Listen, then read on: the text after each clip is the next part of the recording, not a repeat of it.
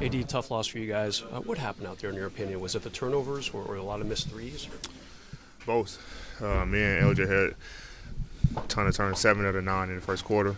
He ended up with 8, I ended up with 5. And, for a team who likes to get in transition, we turn the ball over. They get out and run, and that's when they're at their best. So we came in and said we wanted to limit their transition points, and I think out of the first quarter, they had 17 off our turnovers in the first quarter. So we had to be better in that department. And then, we only made 6 threes tonight. That's unusual for you guys. Yeah, we didn't shoot the ball extremely well from 3. So, and it was like long rebounds, and it gets them out and running. So, we battled back. It's a tough loss for it, though. Despite the loss, what was it like to see LeBron going to third on the all-time scoring list? Amazing. A guy who's a willing passer, who wants to pass, and still be able to score the basketball, move up to third, in a Laker uniform, passing Kobe. I'm happy I got the assist for him, and I'm just happy to be a part of the team. He's done great things. He broke so many records this season, and I'm happy for him. And he deserves everything he's getting.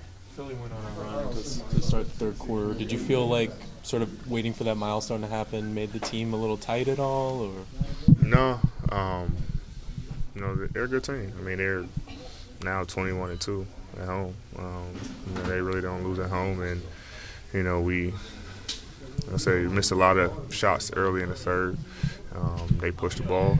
Got a guy who's 6'10", was pushing the ball, finding guys, and we had some bad rotations on him and on their shooters, and they were able to knock down some threes. So it was on us on the defensive end, but no matter what the score, we're gonna keep fighting. We were able to battle back. I think cut it to 5, and then we went cold again. And then had some timely turnovers, and they was able to go down and capitalize on them turnovers. So we fought, but you just gotta find ways to, close games. And when you're down that much, everything has to damn near go perfect for you. And we cut it to 5, and just ran out of ammo at the end. You have a professional connection with Ben off the court. I'm sure you've played with him in the summertime and everything like that. What did you see from him on the court tonight? He was aggressive. He was aggressive to pass early, and then towards the end, we got caught. It's some bad switching, communication things from the players' end, and he was able to finish and attack the basket. He's been playing like that since he's been in the league for guys, backing off of him and everything, and still only 6'10". He's able to finish over guys. He made some tough shots, but like I say, he's real good in transition. When we turn the ball over and he's pushing, he's not looking to score, he's looking to find guys, and they made shots tonight. Something else unusual for you guys tonight, you lead the league in block shots but had only 1 as a team. That doesn't happen very often, does it? No. Like I said, a lot of their points were in the paint. On a 3. They didn't really get to the paint much, but then if they did, it was wide open. It was wide open dunks or layups, so we got to do a better job containing the basketball. And then if somebody do get beat, we got to have our defense there to help on the weak side. But we got to be better defensively, and then, like I said, cut down on our turnovers. Clippers on Tuesday, what's that going to mean?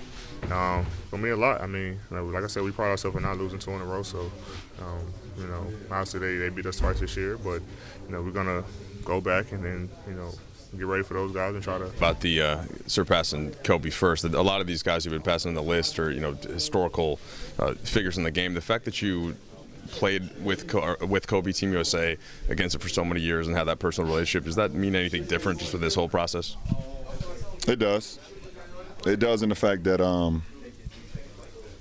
when I was a kid, when I was in high school. I was growing up through the ranks when Kobe came into the league. He was, it wasn't a dream of mine to come straight, from high school at that point in time to the NBA. But I was like, wow, a 17-year-old, 18-year-old kid being able to make that leap, that's pretty damn cool. And as I started playing more ball and I went into high school, the things that he was doing on the floor, I, admired and wanted to be a part of. I went to ABCD camp. And he came and talked to all the kids that was there, and I happened to be one of the kids that was there, and I was just listening. I was just trying to soak everything up I could, And I remember one thing that he said. He was like, if you want to try to be, great at it, or want to be one of the greats, you got to put the work in. There's no substitution to work. And I was a 15-year-old kid at that camp. You can actually find the footage of him at that camp. And then 2001, I believe I was playing in New Jersey, and the All-Star game, if I'm not mistaken, and y'all can correct me, was in Philly, right? Yeah, that Saturday, me and Maverick drove to the Intercontinental downtown Philadelphia, and he gave me a pair of his shoes, which I ended up wearing that following night. It was the red, white, and blue Kobe's. I was a 15, and he was a 14, and I wore them anyways. And I sat and just talked to him for a little bit. He gave me the shoes. I rocked them in the game. And it was the same night that we played Oak Hill against Melo. And then I saw what he was able to do the very next night, winning MVP here in Philly. That following night. As I got drafted, I still just admired him, you know, seeing what he was able to accomplish, winning championships, having, you know, being early in his career where, you know, he learned from the misses that he had against the series against Utah, and he just used that as motivation and got better and better and better to him winning multiple championships, and continued to admire him throughout my high school rank. And then as competitors, just seeing the work ethic that he put into the game. He had zero flaws offensively, zero. You backed off of him, he could shoot the three. You body him up a little bit, he can go around you. He can shoot the mid-range, he can post, he can make free throws. He had zero flaws offensively. And, you know, that's something that I admired as well, just being at a point where the defense will always be at bay, where they couldn't guard you at all offensively, where you just felt like you was just immortal offensively because of your skill set and your work ethic. We take it down to 2008 where we become the Redeem team, and it was a dream come true for me to be able to line up alongside of him. Just admiring him for so many years, and seeing him from afar, and then being able to be in practices with him, and you know, me watching and learning. So I mean, it's just too much. It's just too much. The story is just too much. It doesn't make sense. And just to make a long story short, now I'm here in the Lakers uniform in Philadelphia, where he's from, where one of the first time I ever met him, gave me his shoes, he won All-Star Week. It's surreal. It doesn't make no sense, but the universe just puts things in your life, and when you live in the right way, or you just giving everything to whatever you're doing, things happen organically, and it's not supposed to make sense, but it just happens. And I'm happy to be in any conversation with Kobe Bryant, one of the all-time greatest basketball players to ever play, one of the all-time greatest Lakers. The man got 2 jerseys hanging up in Staples Center. Have advantage of it. What did you see for the most part in that, in terms of if it was a differentiation from what you usually have, or if it was this night specifically? With our missed shots? Just the energy level and how Philly came out, and if that had anything to do with it. Well, you know, they punched us in the first quarter. You know, we knew they were going to come out strong. They're a great home team.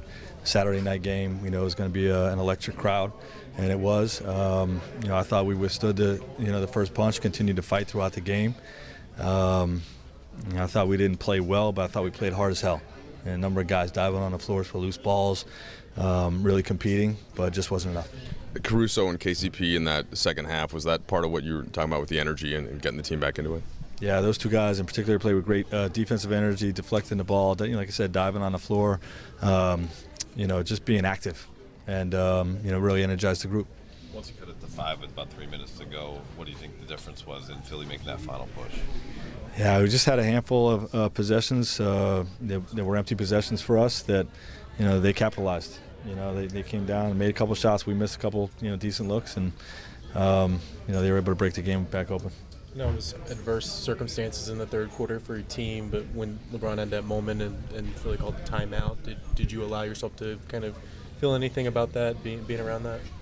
No, it was just a great historic moment, you know, for our franchise, for LeBron himself. Very special to be a part of it. Sims has been an all-star. He was a top pick in this league, but what did you think of his performance tonight? He was terrific. You know, he's a beast, man. He's a pick your poison guy. You know, if you bring too much help, he's an elite passer, and you pick you apart at the 3-point line, which they were doing in the first half. and you play him with single coverage, and he punishes you at the rim. So yeah, he was terrific tonight. That's 5 road games in 8 days. What do you come away with this trip thinking about your team? Good trip. You know, we fought hard every single night, and you know, we got 3 wins. You know, in difficult places to win, and you know, we'll get back to LA, reset, and try to get the next one. The Sixers' length is obviously a part of why they're able to force so many turnovers. What would you, going forward, going forward is the wrong way to phrase it, but like, what would you have liked to see? Yeah, we had to be, especially in that first quarter. You know, is what we talked about all day in our team meeting this morning and in pregame film. You know, that they've got great defensive length on the perimeter and are very active, extending, denying, looking to strip, looking to tip from behind. And, you know, sometimes you just have to feel it. You know, you can talk about it all you want, but you just got to feel it. So we didn't do a good enough job to start the game. Settled down a little bit with it, but, you know, overall not good enough. LeBron's free throws have been down this season, and you've talked about that. When he gets the line like he did tonight, is that sort of what you expect based on his style of play for him to get to the line that often?